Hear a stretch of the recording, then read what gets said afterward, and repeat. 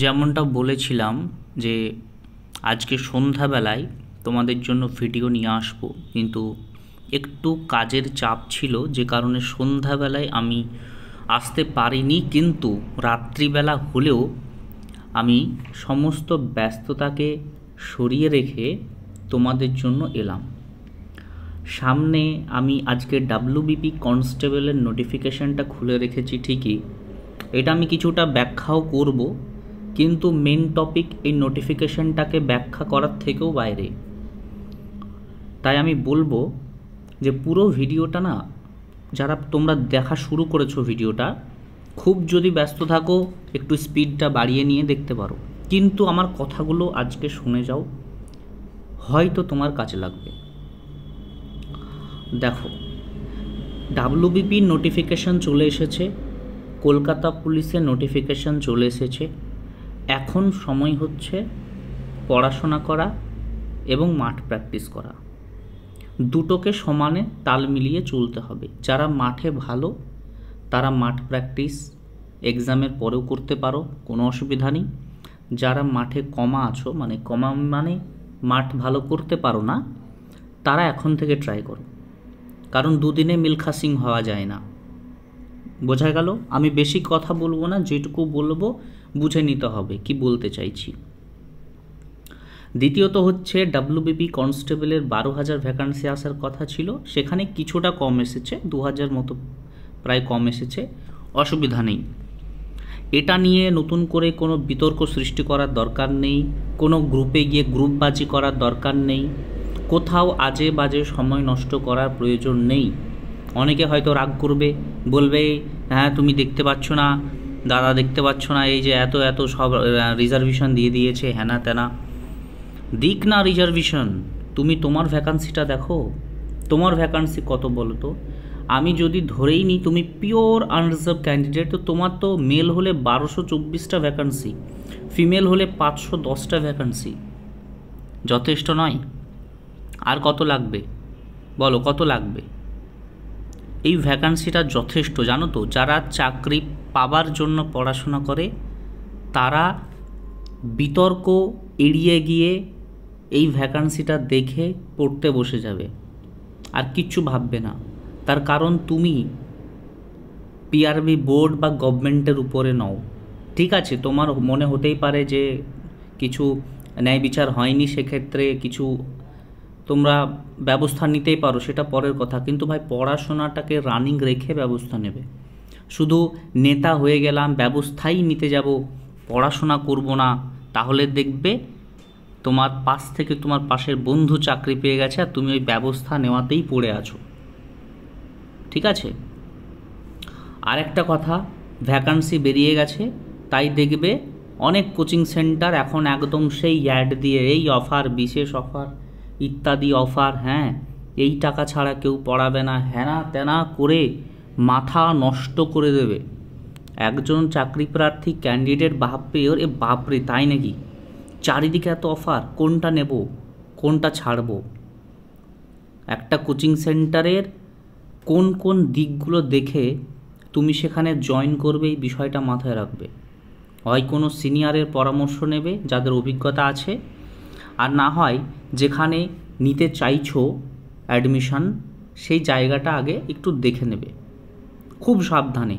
কারণ এই ভ্যাকান্সি হাতছাড়া হয়ে গেলে আবার কবে ভ্যাকান্সি আসবে কোনো ইউটিউবের দাদারা বলতে পারবে না। কারণ 2020 সালে লাস্ট ডাব্লিউবিপির নোটিফিকেশান এসেছিল, কনস্টেবলের কথা বলছি। সাব ইন্সপেক্টরেরও এসেছে ভ্যাকান্সি, বাট সাব ইন্সপেক্টর তো সবাই অ্যাপ্লাই করতে পারে না, সবার তার গ্র্যাজুয়েশন নেই।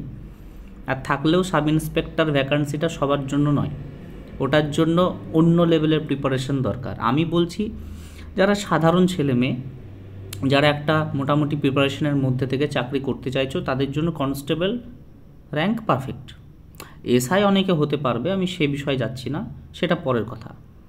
কিন্তু আমি বলছি এই যে 2020 পর 2024 নোটিফিকেশন এলো ডাব্লিউবিপি কনস্টেবলের, মাঝখানের যে গ্যাপটা গেছে, ইউটিউবের দাদারা তো প্রতি মাসেই ভ্যাকান্সি বার করে দিচ্ছিল, যখন আসা তখনই এসেছে, তাই নয় কি বলো তো? 2022-23 ভ্যাকান্সি বার করে দেয়নি ইউটিউবের দাদারা? করে দিয়েছে। কাজে আমি বলছি যে যতটা সংগ্রাম করার, যতটা প্রোটেস্ট করার, যা করার সব কিছু সবাই নিজেদের চেষ্টাটা করেছে। কারোর চেষ্টাকে অসম্মান করার আমি পক্ষপাতী নই, সবার চেষ্টাকে সম্মান করি, সবাই যতটুকু যার সাধ্যমতো করেছে। বাট তুমি ক্যান্ডিডেট হিসেবে এখন এই মুহূর্তে তোমার কাজ হচ্ছে শুধুমাত্র পড়াশোনায় ফোকাস করা, আদারওয়াইজ কোনো রকম কোনো বিতর্কে যাওয়ার প্রয়োজন নেই।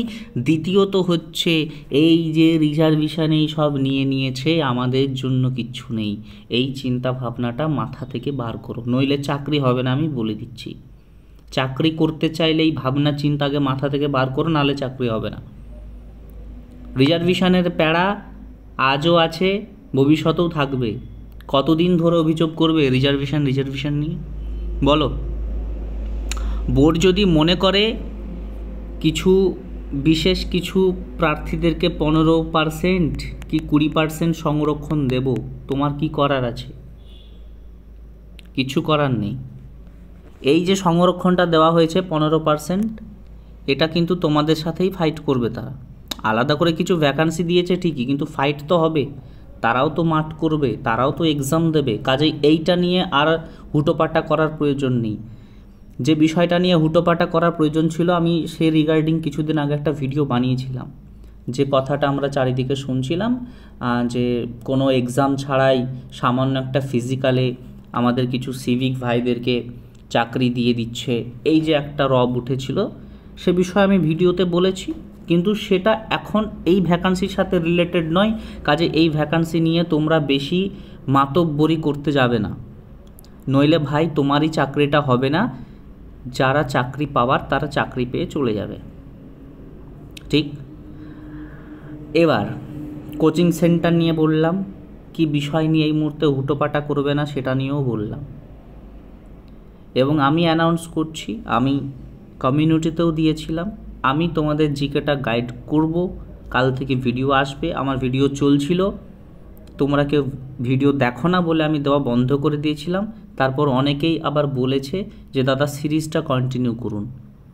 দেন আমি আবার ভাবলাম ঠিক আছে, অন্তত 2-1জনও যদি দেখছে বা তাদের যদি মনে হচ্ছে যে না সিরিজটা আমার কন্টিনিউ করা উচিত, তো আমি তাদের জন্য হলেও করব। ঠিক আছে, এবার তোমাদের পার্সোনাল ব্যাপার, তোমরা সে ভিডিও দেখবে বা দেখবে না, সে নিয়ে কোনো জোর নেই। হলো? এবার আসি আজকের সামান্য এই যে ভ্যাকান্সিটা আমাদের যে দিয়েছে, এই ভ্যাকান্সির যে মেন কিছু পয়েন্ট যেগুলো তোমাদেরকে বলাটা উচিত। তোমরা তো অনেক ভিডিওই দেখেছো সন্ধ্যাবেলা থেকে, কিন্তু যে সকল জায়গাগুলো তোমাদেরকে ফোকাস দেওয়া হয়নি, আমি সেই জায়গাগুলো একটু ফোকাস করিয়ে দিই। তার কারণ হচ্ছে যে এই পিডিএফ সবার কাছেই আছে, কিন্তু কেউ পিডিএফ পড়বে না।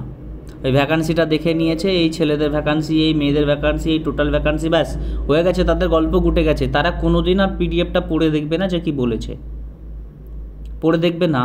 কারণ 2-5টা ক্যান্ডিডেট ছাড়া কেউ পিডিএফ পড়ে না। আর 2-1টা ইউটিউবে ভিডিও দেখে আধা আধুরা ইনফরমেশন নিয়ে মনে করবে যে হ্যাঁ আমি সব জেনে গেছি। এই জন্য তোমাদের অ্যাডমিট আসে না, তোমাদের ফর্ম ফিল আপে ভুল হয় এবং ক্যান্সেল হয়। বুঝতে পারছো? কিছু কথা বলছি। এই যে বিরাট ভ্যাকান্সি না এসেছে, আনন্দ লম্ফ ঝম্প সব ঠিক আছে, কিন্তু এবার একটা ঠান্ডা মাথায় ডিসিশন নিতে হবে। পরে কোনো অজুহাত দেওয়া যাবে না। প্রথম কথা, একটা ফটো ক্লিক করার সময় মাথায় রাখতে হবে যে কান যেন দেখা যায়। কান দেখা যায় কথার অর্থ কী? অর্থ হচ্ছে কোনো টুপি পরা যাবে না, মেয়েদের ক্ষেত্রে মাথায় কোনো ওড়না নেওয়া যাবে না। ক্লিয়ার? কান যেন দেখা যায়, এটা হচ্ছে ফটোর বেসিক রুলস। দ্বিতীয়ত কি? দ্বিতীয়ত হচ্ছে ফটোর ব্যাকগ্রাউন্ড যেন সাদা হয়। ওই নীল ব্যাকগ্রাউন্ড দিয়ে দিয়েছি দাদা, আমার কি ক্যান্সেল হয়ে যাবে, এই কমেন্ট যেন কারণ না দেখি। হ্যাঁ, তোমরা হয়তো বলবে যে বাপরে ওয়ার্নিং দিচ্ছে। আমি তোমাদেরকে ভালোবাসি বলেই কথাটা বলছি। তোমাদের ফর্ম রিজেক্ট হলে তো আমারও খারাপ লাগবে, তাই না? আমি কি চাইবো যে তোমাদের কারো ফর্ম রিজেক্ট হয়ে যাক? ওই জন্যই বলছি সাদা ব্যাকগ্রাউন্ড যেন হয়, বারবার করে বলছি। নইলে এই গোলাপি ব্যাকগ্রাউন্ড দিয়েছি দাদা, নীল দিয়েছি, বেশিরভাগ জন নীলই দিয়ে থাকে। ভাই ক্যান্সেল করে দিলে তুমি কোথাও গিয়ে কাউকে কিচ্ছু বলতে পারবে না, পিআরবিও তোমার কথা শুনবে না। ঠিক আছে, কোর্ট কেস করেও তোমার কোনো উপায় হবে না, কেননা নোটিফিকেশন জারি হয়ে গেছে, পিআরবি হাত তুলে দিয়ে বলবে নোটিফিকেশন না পড়ে অ্যাপ্লাই করেছে, আমাদের কোনো দোষ নেই। কথা বোঝা গেল? আর কি, আর হচ্ছে সিগনেচার। সিগনেচার মিনস সিগনেচার, তুমি কোনো অফিসার হয়ে যাওনি যে এরকম করে ধরে একটা সিগনেচার করে দেবে, এই কায়দাগুলো বন্ধ করবে। তুমি কোনো অফিসারও নও ভাই, তুমি স্টুডেন্ট, বা বোন তুমি স্টুডেন্ট।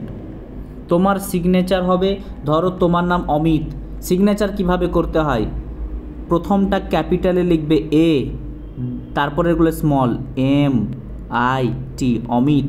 অমিত সাহা ধরো তোমার নাম, এস আবার ক্যাপিটাল হয়ে গেল, তারপরে small S A H A Saha. এটাকে বলা হয় রানিং হ্যান্ডে সিগনেচার, যেটা অ্যাকচুয়াল হয়। কিন্তু তোমাদের মধ্যে ম্যাক্সিমাম ক্যান্ডিডেট এমন কেন করে আমি বুঝে উঠতে পারি না যে এটা কোনো সিগনেচারের মধ্যে পড়ে, এটা হচ্ছে রাইট সিগনেচার। তারা কি করে দেখবে, এরকম করবে এ এম বড় হাতের আই টি, অমিত। এটা সিগনেচার? বলো তো।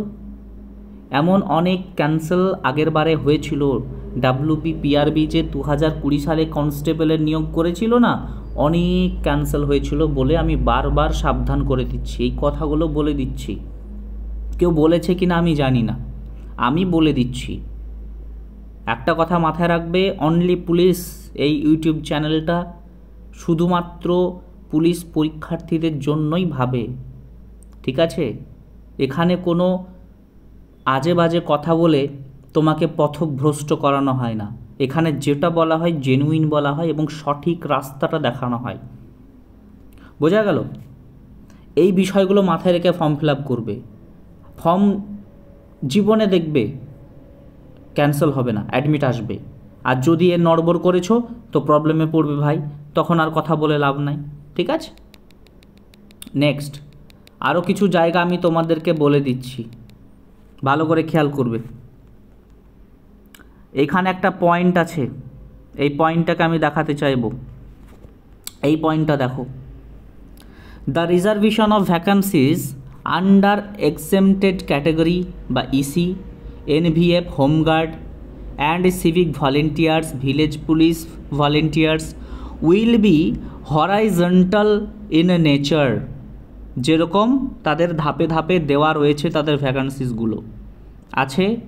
In case of non availability, মানে অ্যাভেলেবিলিটি অর্থাৎ তাদের যদি দেখা গেল যে মিসিং আছে বা পূরণ হচ্ছে না, of suitable candidates under those horizontal categories, এই যে ক্যাটাগরিগুলো ঠিক করেছে না, এর মধ্যে দেখা গেল কোনো ক্যান্ডিডেট পূরণ হচ্ছে না সিটটা, তাহলে কি হবে, vacancies shall be filled up by a non exempted, non NVF, home guard and non civic volunteer বা village police category candidates belong to the respective category.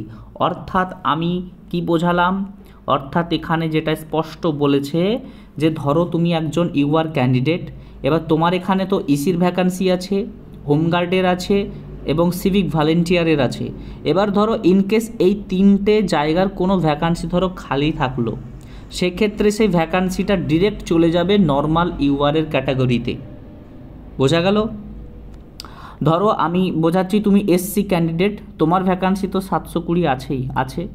এবার তোমার এসসির যে ইসি আছে, হোমগার্ড আছে এবং সিভিক ভলেন্টিয়ার আছে, এদের যদি এদের এই ভ্যাকান্সিগুলোর মধ্যে যদি কোনো ফাঁকা থাকে না, যাই ফাঁকা থাকুক, 2টো থাকুক, 5টা থাকুক, সেটা ডিরেক্ট এই এসসিতে চলে যাবে। অর্থাৎ নিজের যে ফ্রেশ ক্যাটাগরি আছে সেখানে গিয়ে এই ভ্যাকান্সিগুলো জমা হবে। তবে আমি এটা বলে রাখি যে খুব একটা ভ্যাকান্সি কিন্তু পড়ে থাকে না, ভ্যাকান্সি বুকিং হয়ে যায়। সিভিক ভলেন্টিয়ারের ভ্যাকান্সি পড়ে থাকে না, ইসির ভ্যাকান্সি পড়ে থাকে না। হলো, এই হোমগার্ড আর এনভিএফের এখান থেকে 2-5টা ভ্যাকান্সি থাকে, সেগুলো অ্যাড হয়ে যায়। বোঝা গেল?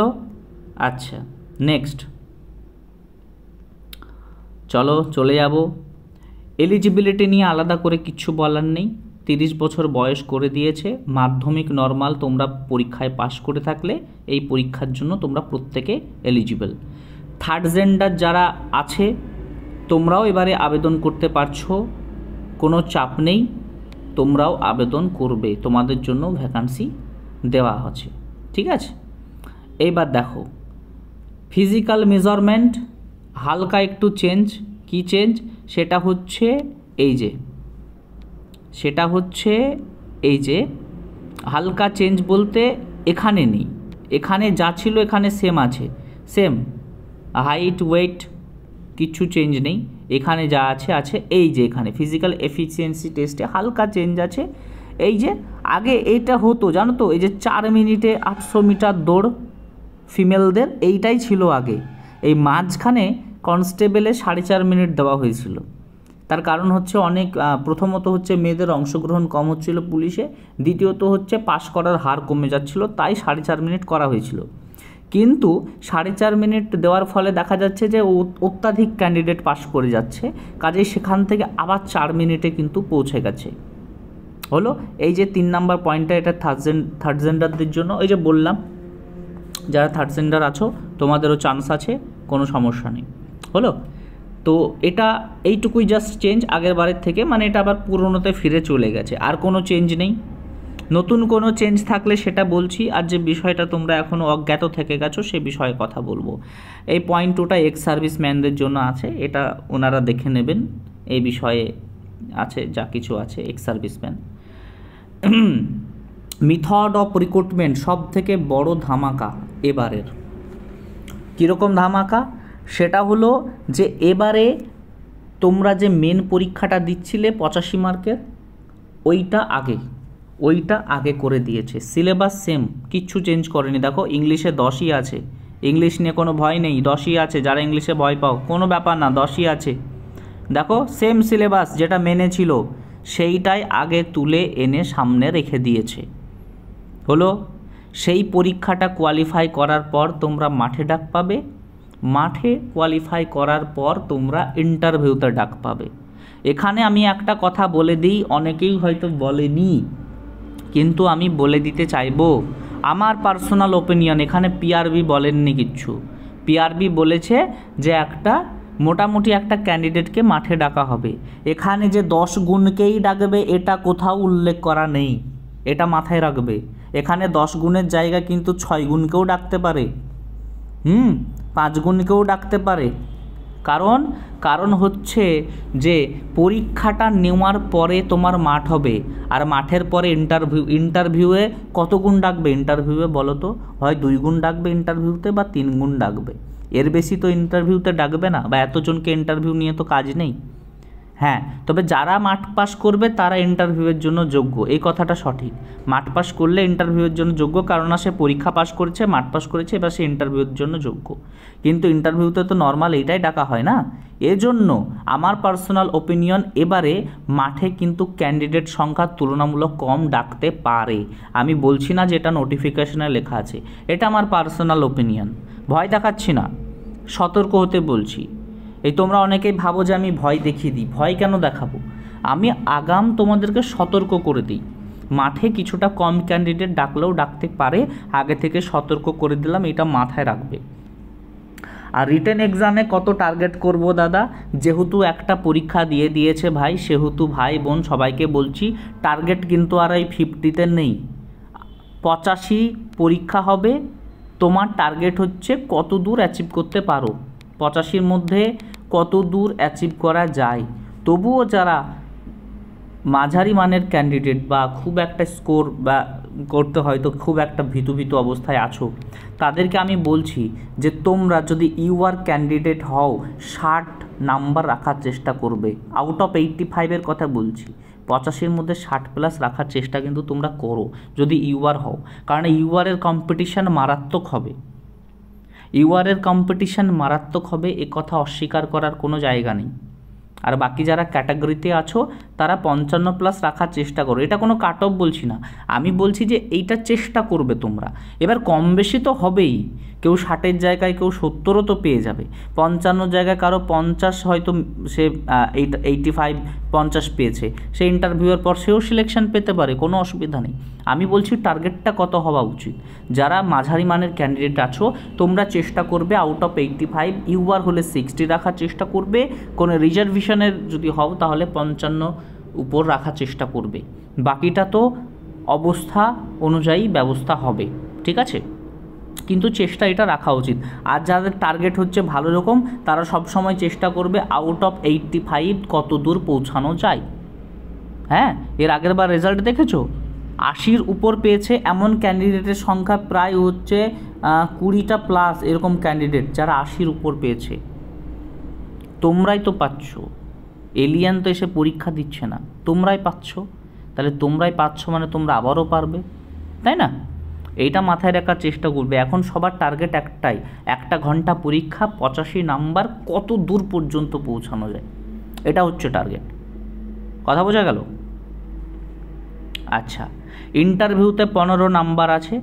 ইন্টারভিউয়ের যখন টাইম আসবে তখন ইন্টারভিউ নিয়ে আলাদা ভিডিও করে দেব, যদিও আমার ভিডিও করা আছে, কিন্তু অনেকেই আমাকে জিজ্ঞাসা করে যে ইন্টারভিউতে কি করব। ইন্টারভিউতে কখনোই, আমি তো বরাবরই তোমাদেরকে বলেছি যে বাচনভঙ্গি বা কথা বলার স্টাইলটা খুব ম্যাটার করে।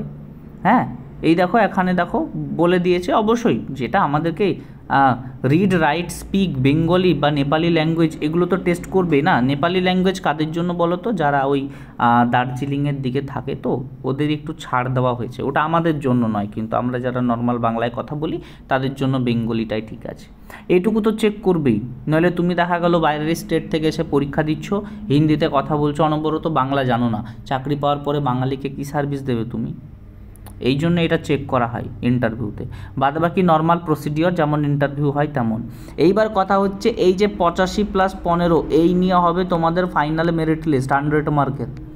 কেউ বলতে পারবে না কত কাট অফ যাবে, কেউ জানে না। কারণ হচ্ছে আগেকার কত কাট অফ গেছিলো দাদা, ওই আগেকার ওই 55 কাট অফ, আগেকার ওই 50 কাট অফ, আগেকার 45 কাট অফ, ওই সব এখন অতীত। ওই কাট অফ এইখানকার কাট অফের সাথে কখনোই মিলবে না। তাই এখন ওই কত যাবে দাদা ওই সব বাদ দাও, এখন শুধু পরিশ্রম করো, পড়াশোনা করো, ভালো করে পরীক্ষা দাও, কাট অফের কথা পরে আসবে।